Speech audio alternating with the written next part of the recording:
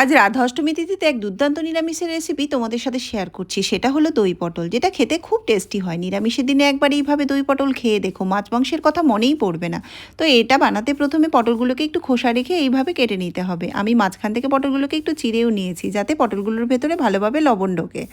তারপর কড়াইতে তেল গরম করে একটু কালো জিরে, দুটো কাঁচা লঙ্কা ফোড়ন দিয়ে পটলগুলোকে তেলে দিয়ে একটু লবণ দিয়ে ভালোভাবে লাল লাল করে ভেজে নিয়েছি। তারপর আর একটু তেল অ্যাড করে তাতে আদা ও কাঁচা লঙ্কা বাটা দিয়ে একটা ছোট টমেটো পেস্ট করে রেখেছিলাম সেটাকেও অ্যাড করে দিয়েছি।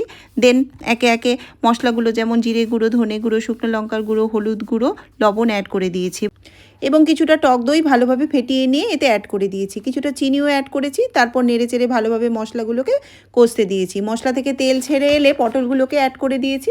একটু জলও অ্যাড করে 5 মিনিটের মতো ফুটতে দিয়েছি, যাতে পটলগুলো ভালোভাবে সেদ্ধ হয়ে যায়। শেষে একটু ঘি ও গরম মশলা অ্যাড করে নামিয়ে নিয়েছি। এটা শুধু ভাত নয়, পরোটা, রুটি, লুচি সব কিছুর সাথেই একদম পারফেক্ট।